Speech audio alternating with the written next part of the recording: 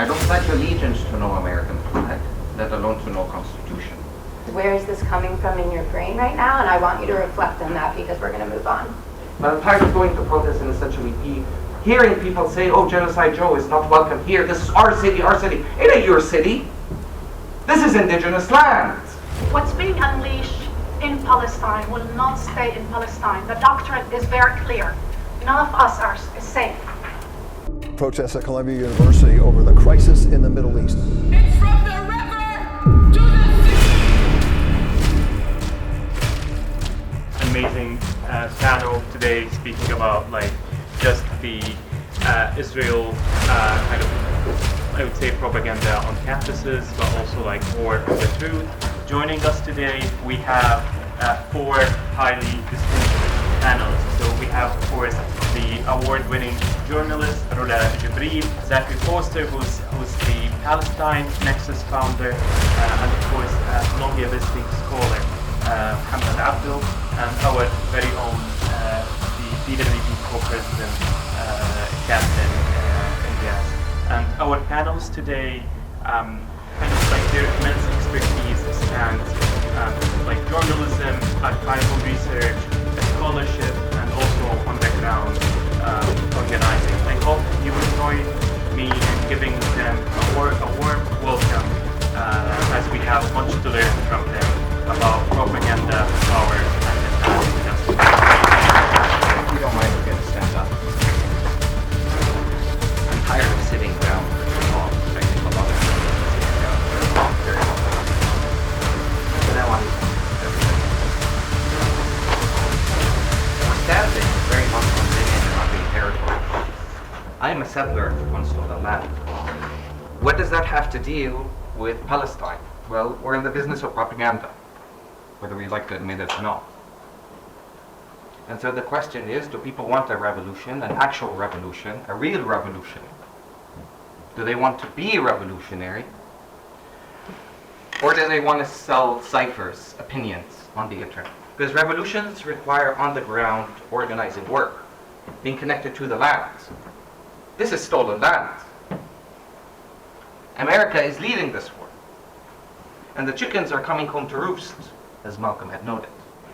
This ain't no American dream, it was always an American nightmare. Palestine didn't start in 1948, in my humble opinion, and it didn't start in 1918. The real historical year that we should be looking at is 1492. What happened in 1492? Muslims and Jews were murdered, were persecuted, forcibly converted at the hands of the sword. And then what? The serendipitous coincidence that the Colombian conquistador invasion of the Americas would begin. Columbus was not just after riches. Columbus was operating vis-a-vis a crusading logic. Go look at how he described the weapons by the Taino people, the Alfanjis. He described them as the simplars that Muslim had used. Hernan Cortez described Aztec women as Moorish women. The 400 Aztec temples as Moorish mosques. He described Montezuma, who is the Aztec leader at the time, as a sultan. The synchronicities are very much there. A third to a fifth of the transatlantic slaves were Muslims from the Iberian Peninsula and the west coast of Africa. This is a religious war, and I'm going to say this out loud. This isn't a secular struggle. This is a religious war. Not between Muslims and Jews, but one that Muslims and Jews have been conscripted into, vis-a-vis a white crusading Protestant project that had its imprint, or produced its imprint, on Wahhabism, vis-a-vis Islam, and on Judaism, vis-a-vis Zionism. This is the war that we're talking about. And to deny that, in my humble opinion, would be somewhat of a delusion. Islam is the elephant in the room. 1492 is the elephant in the room that nobody wants to contend with. What the Free Palestine? What about land back here? Again, America is leading this war. What does it mean for the fact that immigrants are settlers on stolen land? What is land back halal with regards to Palestine, but not here? Not the Free Palestine, free over here. Everybody wants to assimilate into the so-called American dream. The African American, the Asian American, the Muslim American, the Palestinian American, the Indian American, who's the only unhyphenated American, the white American that is considered to be the native. Of but we're fighting for the rights of indigenous people to assert their own sovereignty, their own governance, their own ways of living, then we need to contend with that here. We can't lie to ourselves. During mobilizations, you have a vast array of different crowds. You have anti-Zionist Jews, wonderful. You have Muslims that are conservative and queerphobic, and you have queer Muslims. You have lefties that have issues with religion, everything from anti-Semitism and anti-Judaism to Islamophobia. And everybody's projecting meanings onto Palestine that may or may not be of it. What does it mean for Palestine to be free? What does it mean for Turtle Island to be free? America is a settler colonial society. Settler colonialism is a structure. 1492 isn't an event. Israel is a settler colonial society. Where do you think that they got that idea from, that structure from? That religious structure. Here, in God we trust on the dollar bill, Victorian notions of property, common law property rights, conceptualizations of gender and sexuality, and so on and so forth. Manifest destiny, terra nullius, doctrines of discovery. And yet we want to proclaim secularism insofar as where we start the project of propaganda. In my humble opinion, if we remain within the 1948-1918 narrative, we will neither free Palestine nor free people of Israel. Be able to assert either indigenous sovereignty or black liberation, for that matter. The chickens are coming home to roost. There's a lot more that can be said, that it should be said, with 2 atomic bombs, or the equivalent of 247 masjids, 3 churches, 199 heritage sites. BDS is great. Blocking ports is amazing. Shipping routes, commerce, travel, trade, even ruining somebody, a white supremacist, powerful day, week, month. Well, how do we go beyond that? How do we go beyond that? Most people of color live in the urban metropolis. We don't know how to grow our own food, and yet we're screaming out down with capitalism. Okay, but we're disconnected from land. Who owns the land in this country? Look at the I-4 corridor, the Rust Belts. It's why farmers were armed to the teeth with stamp decrees. And they're the ones that feed the urban metropolis. Land. Olive trees, Jaffa oranges. The uprooting of ourselves as people of color from land. We need to really redream, learn how to redream dangerously again. We can't wait for the day after what Palestine is going to look like. It's the way that Palestine looks like depends also on how this place is going to look like.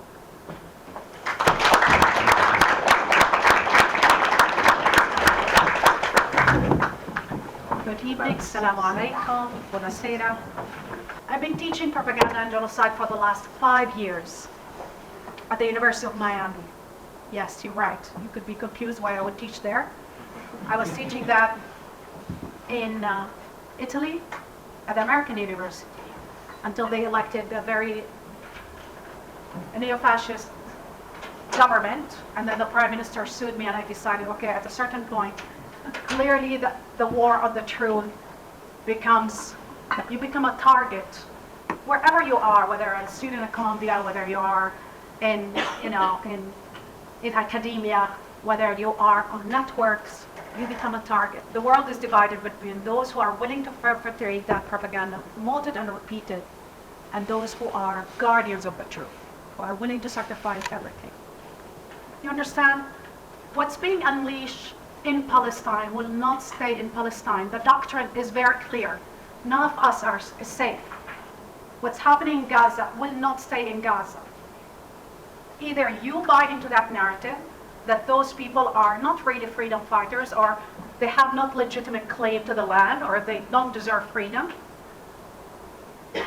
and thus they need to be dehumanized by any means. So you can accept that 30,000 and maybe 100,000 are killed, and entire people can be liquidated completely. This did not start, this kind of narrative and rhetoric did not start on October 7th. Greater Israel is the goal they will pursue. Even it means burning everything to the ground, endangering Jewish lives, Israeli lives, American lives, and obviously exterminating Palestinians. It doesn't matter because the ultimate goal is never been the hostages or the security. Everywhere around the world, wherever I go and talk to younger generation, you can see that they're moving towards a more understanding of our common shared struggle for freedom everywhere and common humanity.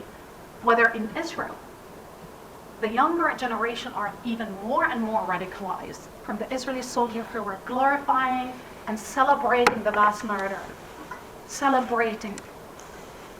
murder, and torture of Palestinians. People were enjoying. They declared multiple of their ministers on national television. And I remember listening to one of them, and I could not believe what I was listening. I almost choked on my water. One of them said, clearly, look, let's talk about numbers. Palestinians, women, make 4 babies in average. Israeli women, 3 babies. We're 7 million, 7.2. Israel has to control the whole land. 2-state solution, and he said it, it's not going to happen. 1 state, equal rights, it's not going to happen. The ultimate objective is mass transfer, deportation, depopulation. This is what's taking place. The goal was always to liquidate the Palestinian question. The opportunity with October 7th gave them the first, but this is not going to stop in Gaza. And I agree with my colleagues, former speakers. This is coming home to America. This is legitimizing things in the United States that we thought we were behind. And who's legitimizing that? Especially the kind of propaganda that paved the way for mass atrocities is the Democratic Party, not the Republicans. We have no evidence so far that Hamas deployed mass rape as a weapon. Yet, I'm not saying that there is not some sexual violence that took place, but between saying that this is sexual violence that was used intentionally as a policy and individuals who committed those acts, but if that was an order, direct order, we would have had more evidence, the role that propaganda played against Palestinians. But it will be also used and weaponized against minority in America. It's not going to stop. The doctrine that is being unleashed when Nancy Pelosi called those people pro-Russia and go back to China, that was a message for anybody in this country to tell you, if you dare to question the policies that they know that would produce nothing but extremism and violence and terrorism. They know that very well. Because their security apparatus, the CIA themselves told them this is the most dangerous moment in 50 years that the policy is producing. But instead of examining and pivoting from those policies, they're criminalizing critical voices. So we need to step up really our activism because they're coming for all of us. Thank you.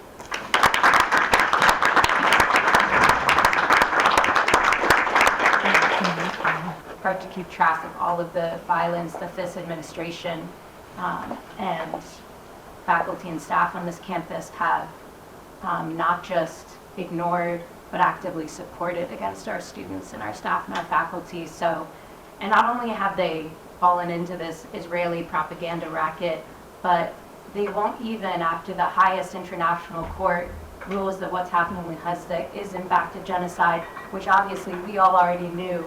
But this university that purports to support international law, this building that runs specializations in human rights and humanitarian policy in UN studies, won't use the word genocide. Former Israeli soldiers on this campus. I was one of the students that was hospitalized a few weeks ago after the skunk attack, where 2 former Israeli soldiers who are students at the School of General Studies used an Israeli military-grade weapon on an entire group of protesters, leading to multiple students being hospitalized, not just once, but twice, some of those students with long-term effects.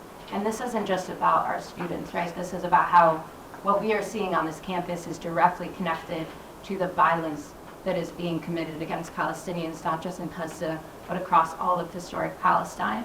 because that weapon that was used on us was first tested in Palestine. It has been used on my friends, on my partner. I moved to campus in August from Palestine. I left my partner, I left my community there, and the horrific levels of violence that my community has experienced since I left, I'm now seeing incrementally insinuate itself into our lives here at Columbia. And the fact that the university has not only done nothing to support those of us who were victims of that attack, but we saw a week later, we led a protest at the gates of campus demanding safety for all of our students, not just Palestinian, not just Arab, all of our students. And that protest was met with university-sanctioned NYPD violence. So while the 2 Israeli soldiers who attacked us are free to walk around New York City, to walk around our campus because they were not in fact banned, we had multiple students arrested at that protest for peacefully protesting for all of our safety. That is the kind of double standard, that is the kind of violence we are seeing these words lead to on our campus. If we aren't taking seriously the safety of our campus here and the safety of Palestinians in Palestine, then we should not dare to call ourselves allies, let alone activists in solidarity. So I think it is incumbent upon us today in this conversation and coming out of today to think about how we are using our power and our privilege here on this land to act, not just speak, but to act in solidarity, and what that solidarity looks like and means materially when we come from a university, again, that is actively, monetarily investing our tuition dollars in this genocide and is actively deploying NYPD who have been trained by the Israeli forces to commit violence against students, that actively recruits Israeli soldiers out of the military to the School of General Studies, where currently there are 200 Israeli soldiers studying at the School of General Studies. What does it mean when we continue to allow these programs to run? The Tel Aviv dual degree program and Global Center. What does it mean when our academic institutions are complicit in this kind of violence, in this kind of propaganda? And I think that's a central question that we as students, as staff, as faculty have to wrestle with if we are truly going to call ourselves allies in this struggle. So.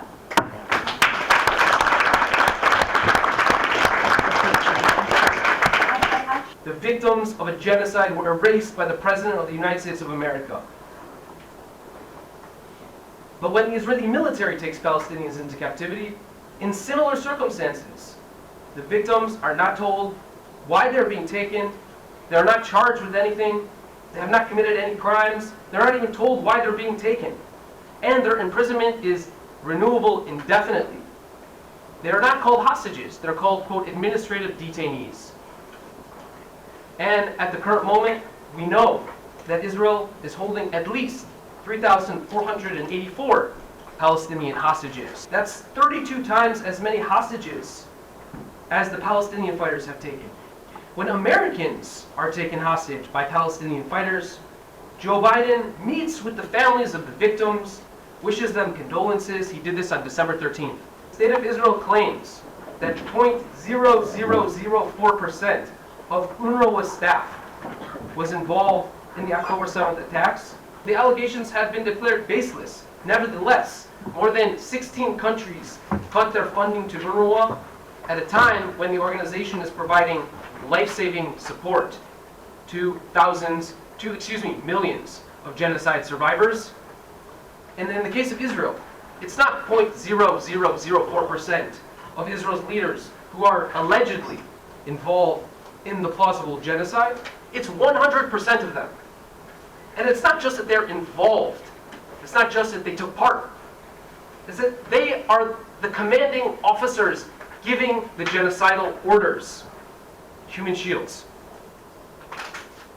When the Israeli army uses human shields in military operations, as it has done dozens and dozens, if not hundreds of times, that is to say, Israeli soldiers grabbing Palestinians and using Palestinians literally as shields to defend themselves. The United States government remains silent. No US government official has even made mention of those reports. And yet, US President Joe Biden and US Secretary of State Anthony Blinken have accused Palestinian fighters in the past few months of, quote, using Palestinian civilians as human shields. As a matter of fact, as a natural order, as it is almost part of the natural order of the universe that Palestinians would use human shields without presenting any evidence whatsoever. Because when you tell me that you're bombing people in the name of Western values, I took my students to visit the concentration camp. I know that those concentration camps were considered legal. The Holocaust was considered legal. Slavery was considered legal. Legality is not an issue of justice, it's an issue of power.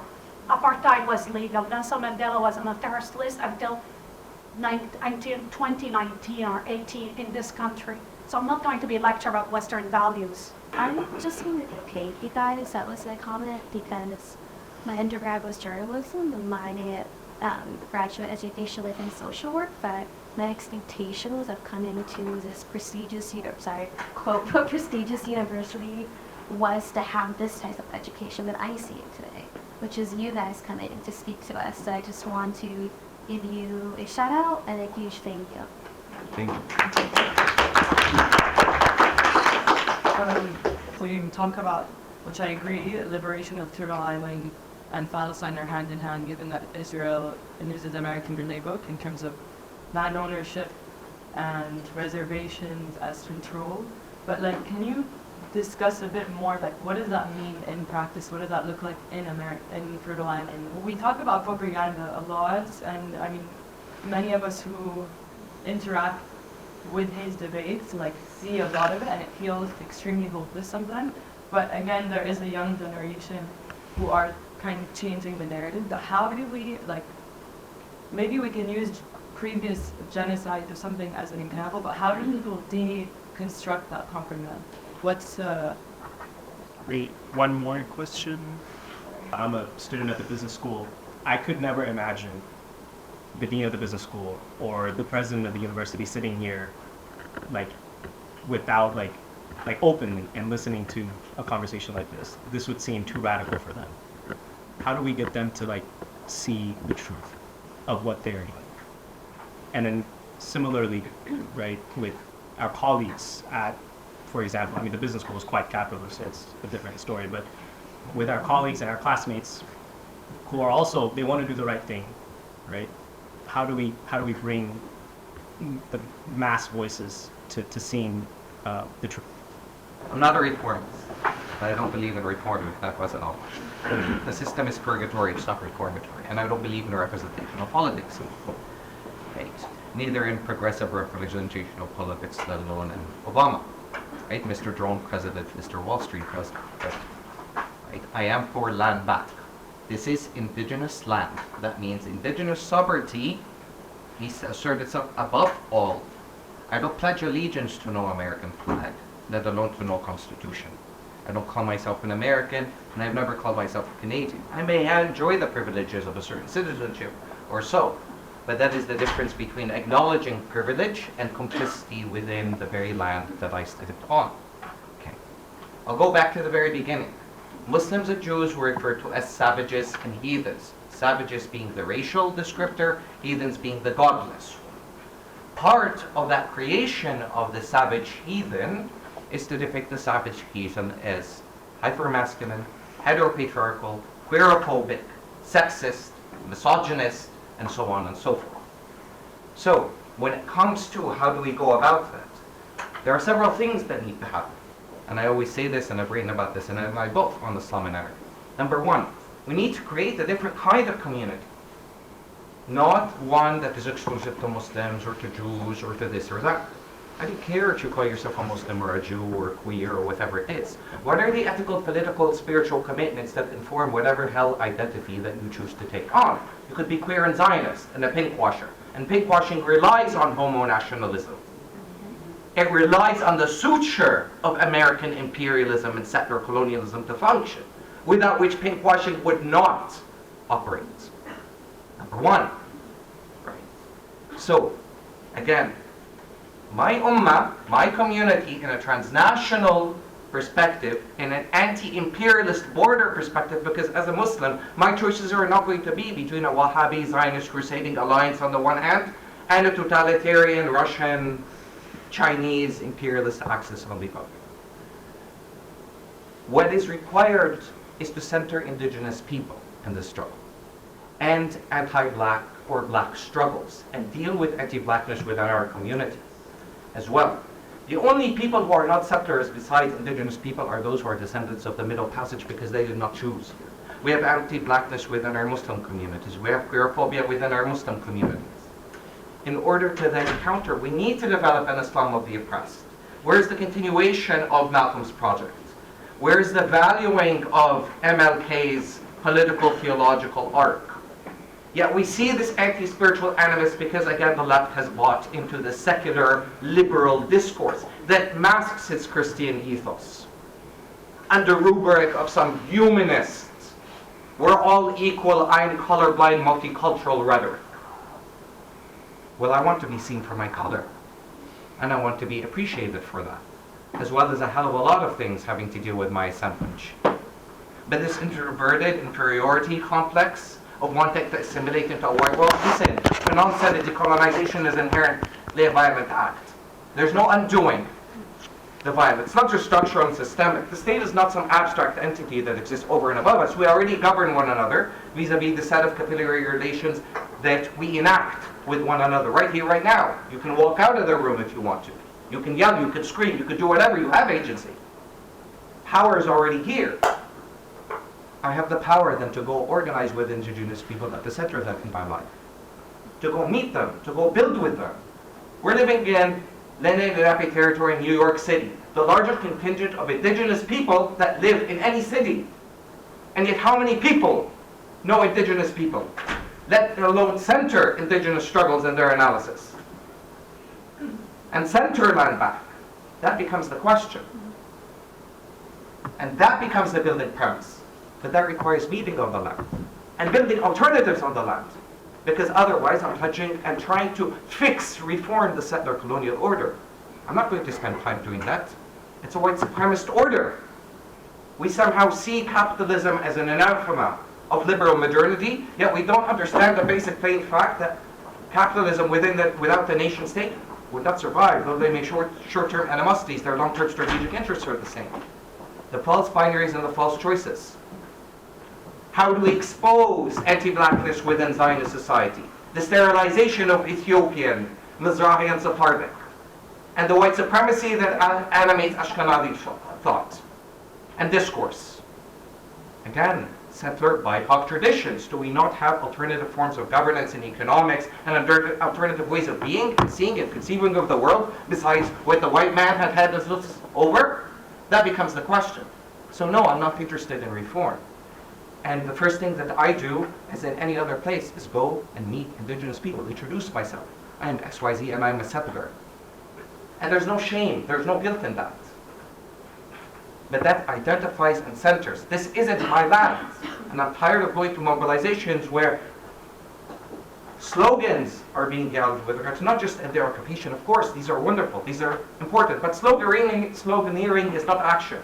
But I'm tired of going to protests and essentially hearing people say, oh, Genocide Joe is not welcome here. This is our city, our city. It ain't your city. This is indigenous land. Again, and I'm going to continue to iterate it. Just as much as if I was in Palestine, and I was a Jew, and I was an anti-Zionist, I would say, this is not my land. Either I leave, or I stand and fight, actually, with Palestinian people. I put my life on the line for indigenous people. Because that's what allyship is. The creation of alternatives, decolonized education, including an Islam of the oppressed. Again, you're not part of my ummah if you're queerphobic, if you don't acknowledge the fact that you're on settler colonial land, if you're sexist, if you're misogynist, and a new coming community. But my choices, again, as a Muslim, are not going to be between the false arcs. As had been mentioned, there is Islamophobia that is rampant, from the Uyghur to the Rohingya to Sri Lanka. Look at how to Hindu Tava, Dalits, Kashmiris, and so on and so forth. This is the arc. And they're all using the boogeyman of Islam. Islam is not exceptional, but it has made to be exceptional because of its significance insofar as 1492, and the history that has been written insofar as Islam and Christendom that continues on into this new world. So sorry, I took too much space, but that would be my responses to... What is Palestine? Yeah, question, what is Palestine? Is that No, I say right now you have a genocide in Gaza. Why there is no genocide in West Bank? There are daily attacks, not weekly, daily. So actually there is an ongoing ethnic cleansing operation happening right now by Israeli settlers supported by the Israeli military that is happening. As we speak, it's not getting any attention because there's a genocide in Gaza. But of course there is a huge amount of violence. In fact, the Israeli government has basically taken away the 90,000 permits, work permits that were given to Palestinians in the West Bank. They've taken them all away. They've started to bring Indians now from India. Gaza, there is genocide, and in West Bank there is no genocide. Okay, so I'm going to ask you to reflect on why you are asking this and what you are hoping to get from this question. If your question is why is there not a genocide, does that beg the question, do you want a genocide? Wait. If your question is only 400 murdered in the West Bank, is that not enough? My question is, where is this coming from in your brain right now? And I want you to reflect on that because we're going to move on. It always shakes me to my core when people stand and not only question what they are seeing, as if the party told you to question everything before your eyes and believe, and you already admitted it. You said, I'm subjected to the other side, and so you come here not with the intention to learn. And it pains me to say this to you, and I hope you can listen, because if there's any definition of what you're doing today, is what Nietzsche used to say, that people, even when the truth before their eyes, they're unwilling because they're so scared that their illusions are destroyed. And if you really think that what's happening in Gaza will end up in Gaza, that means you really don't understand where this project is headed. And I tried to explain it in many languages, and if you don't, and I don't know, I don't speak Russian, but clearly we don't even speak human at this point. And I'm not willing to entertain anymore this question. I would like to answer one final thing about the propaganda. Forgive me if you could repeat the question again, so we can end up on a note that we all can share about how effective propaganda, but if there's any demonstration how propaganda can be effective, Yuri actually showed us how denials work, even before the evidence before our eyes. So thank you. Thank you everyone. Thanks to our distinguished. I just wanted to say something very small. Change doesn't happen vis-a-vis numbers. القرآن says وكما استأثر قليلا فلقد الكبيرة وأعدوا لهم ما استطعتم من قوة. How much of a small group defeated a larger enemy? Look what 1,000, we'll call them what you want to call them, did insofar as upturned the entire world. The you have aircraft carriers from all over Euro-America coming, nuclear submarines, ballistic weapons, soldiers, paramilitaries. We're healthy. And that is what 1,000 is. It's not a matter of numbers. It's a matter of organization. Change does not happen and is not contingent upon mobilization. Get 1,000 warriors, and I don't mean this in a gendered way, a masculine way whatsoever, just for those in the room, so that I'm very clear. Those who are committed to, again, certain ethical, political commitments, and see what could happen in the world. We've seen it before and we'll continue to see it again. That's change.